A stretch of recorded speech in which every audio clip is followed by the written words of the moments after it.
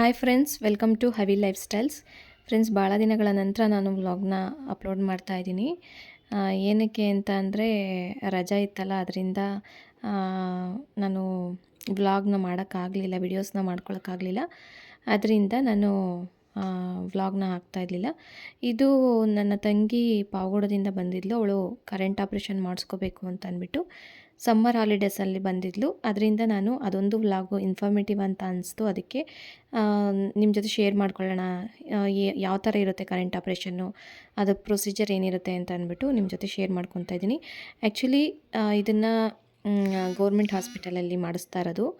ಅದರಿಂದ ಏನೇನು ಪ್ರೊಸೀಜರ್ ಇರುತ್ತೆ ಅಂತ ಅಂದ್ಬಿಟ್ಟು ನಾನು ನಿಮ್ಮ ಜೊತೆ ಶೇರ್ ಮಾಡ್ಕೊತೀನಿ. ಬನ್ನಿ ವ್ಲಾಗ್ನ ಸ್ಟಾರ್ಟ್ ಮಾಡೋಣ. ಸ್ಟಾರ್ಟ್ ಮಾಡೋಕ್ಕಿಂತ ಮುಂಚೆ ನನ್ನ ಚಾನಲ್ನ ಇನ್ನೂ ಯಾರು ಸಬ್ಸ್ಕ್ರೈಬ್ ಮಾಡ್ಕೊಂಡಿಲ್ಲ, ಪ್ಲೀಸ್ ಸಬ್ಸ್ಕ್ರೈಬ್ ಮಾಡ್ಕೊಳ್ಳಿ. ವ್ಲಾಗ್ ಏನಾದರೂ ಇಷ್ಟ ಆದರೆ ಲೈಕ್, ಕಮೆಂಟ್, ಶೇರ್ ಮಾಡಿ, ಓಕೆನಾ. ಮೊದಲಿಗೆ ನಾವಿಲ್ಲಿ ಗೋವಿಂದರಾಜನಗರದಲ್ಲಿರೋ ಗೌರ್ಮೆಂಟ್ ಹಾಸ್ಪಿಟ್ಲಲ್ ಹತ್ರ ಹೋಗ್ತಾ ಇದ್ವಿ. ಬೆಳಗ್ಗೆ ಒಂದು 10 ಗಂಟೆ ಸುಮಾರಿಗೆ ಹೊರಟಿದ್ದೀವಿ ನಾವು. ನಾನು, ನನ್ನ ತಂಗಿ ಮತ್ತು ನಮ್ಮ ದೊಡ್ಡಮ್ಮ, ನಮ್ಮ ಯಜಮಾನ್ರು ಕರ್ಕೊಂಡು ಹೋಗ್ತಾ ಇದ್ದಾರೆ. ಇವಾಗೆಲ್ಲ ಹೊರಟಿದ್ದೀವಿ. ಫಸ್ಟು ಏನು ಮಾಡ್ತಾರೆ ಏನು ಎತ್ತ ಅಂತ ಗೊತ್ತಿಲ್ಲ ನಮಗೆ. ಆ್ಯಕ್ಚುಲಿ ಅವಳು ಲಾಸ್ಟ್ ಇಯರೇ ಬಂದಿದ್ಲು ಮಾಡಿಸ್ಕೊಂಬಿಡೋಣ ಅಂತ ಅಂದ್ಬಿಟ್ಟು. ಆದರೆ ಅಕೌಂಟ್ ನಂಬರ್ ಎಲ್ಲ ಬೇಕು ಅಂತ ಅಂದರು. ಅದಕ್ಕೋಸ್ಕರ ಅದನ್ನು ಓಪನ್ ಮಾಡಿಸಿ ಹೋಗೋಷ್ಟೊತ್ತಿಗೆ ಟೈಮ್ ಆಗೋಗ್ಬಿಡ್ತು. ಯಾಕೆಂದರೆ ಅದು ಪೀರಿಯಡ್ಸ್ ಆದಮೇಲೆ ನೆಕ್ಸ್ಟ್ ಡೇನೇ ಹೋಗಿ ಬರ್ಸ್ಬಿಟ್ಟು ಬಂದರೆ ಅವರು ಡೇಟ್ ಕೊಟ್ಟಾಗ ಹೋಗಿ ಮಾಡಿಸ್ಕೋಬೇಕಾಗತ್ತೆ. ಅದರಿಂದ ಟೈಮ್ ಆಗೋಯ್ತು ಅಂತ ಅಂದ್ಬಿಟ್ಟು ಲಾಸ್ಟ್ ಇಯರು ಮಾಡಿಸ್ಕೊಳಕ್ಕಾಗಲಿಲ್ಲ. ಅದರಿಂದ ಈ ವರ್ಷ ಮಾಡಿಸ್ಕೊತಾ ಇದ್ದಾಳೆ. ಈಗ ಹಾಸ್ಪಿಟಲ್ ಹತ್ರ ಬಂದ್ವಿ. ಇದು ಗೋವಿಂದರಾಜನಗರದಲ್ಲಿರೋ ಗೌರ್ಮೆಂಟ್ ಹಾಸ್ಪಿಟಲು. ತುಂಬ ನೀಟಾಗಿದೆ ಮತ್ತು ಚೆನ್ನಾಗಿದೆ. ನಿಮಗೂ ಎಲ್ಲರಿಗೂ ಗೊತ್ತಿರುತ್ತೆ ಅಂತ ಅಂದ್ಕೊತೀನಿ ಬೆಂಗಳೂರಲ್ಲಿರೋರಿಗೆ. ತುಂಬ ನೀಟ್ನೆಸ್ ಮೇಂಟೈನ್ ಮಾಡಿದ್ದಾರೆ. ಬಟ್ ಏನು ಅಂತಂದರೆ ಒಬ್ಬರನ್ನೇ ಬಿಡೋದು ಒಳಗಡೆ, ಜಾಸ್ತಿ ಜನನ ಅಟೆಂಡ್ ಮಾಡೋದಕ್ಕೆ ಬಿಡೋಲ್ಲ. ಅದೊಂದು ಬೇಜಾರಾಯಿತು ಅಷ್ಟೇ. ಇನ್ನೆಲ್ಲ ಒಳಗಡೆ ಎಲ್ಲ ನೀಟಾಗಿ ಮೇಂಟೈನ್ ಮಾಡಿದ್ದಾರೆ.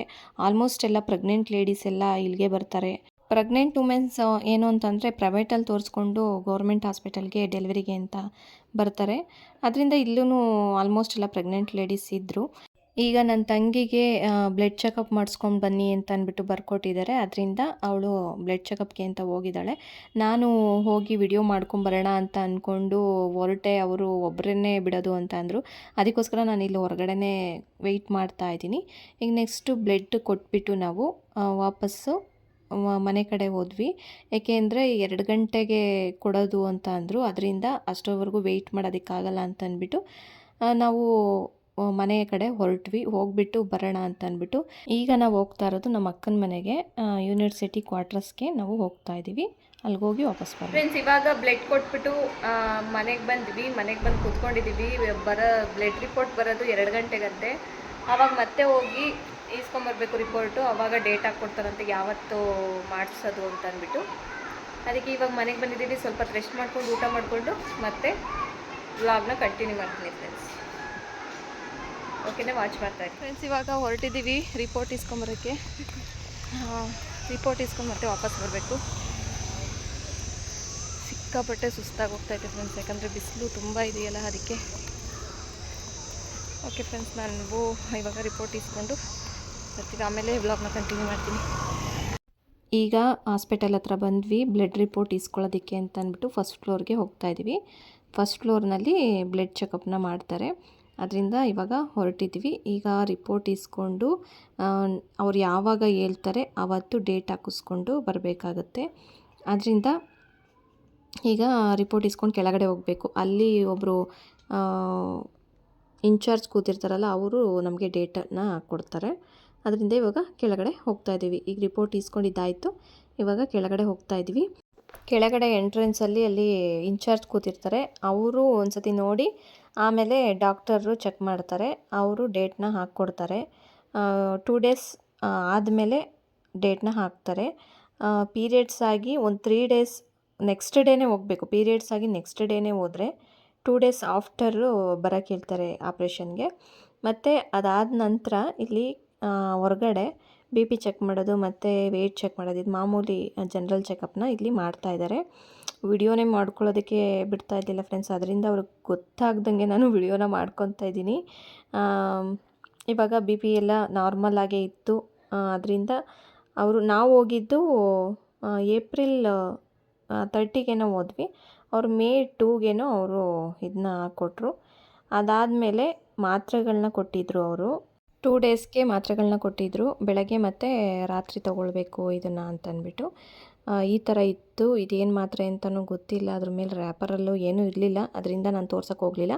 ಈ ಥರ ಮಾತ್ರೆಗಳನ್ನ ಬೆಳಗ್ಗೆ ರಾತ್ರಿ ನುಂಗ್ಬಿಟ್ಟು ಆಫ್ಟರ್ 2 ಡೇಸ್ ಆದಮೇಲೆ ಬೆಳಗ್ಗೆನೇ ಅಷ್ಟೊತ್ತಿಗೆ ಬರಬೇಕು ಅಂತ ಅಂದರು.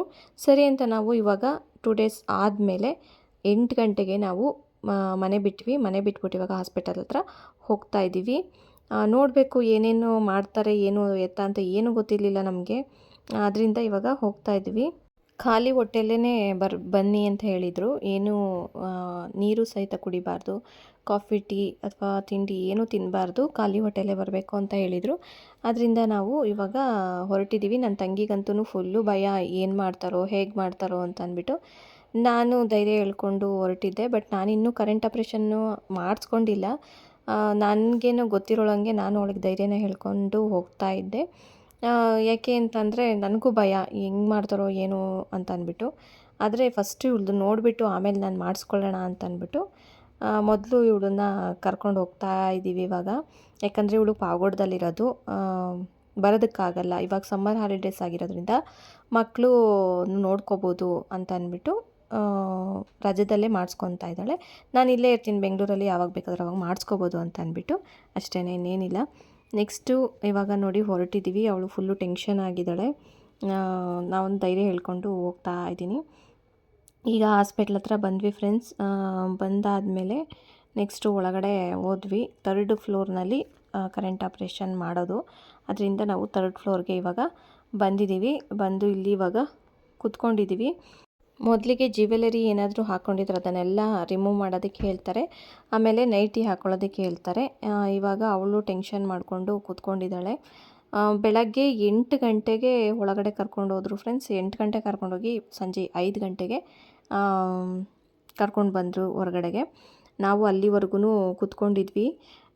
ಏನು ಅಂತಂದರೆ ಫಸ್ಟು ಅವರು ಒಂದು ಅರ್ಧ ಗಂಟೆ ಅಷ್ಟೇ ಕರೆಂಟ್ ಆಪ್ರೇಷನ್ ಮಾಡೋದು.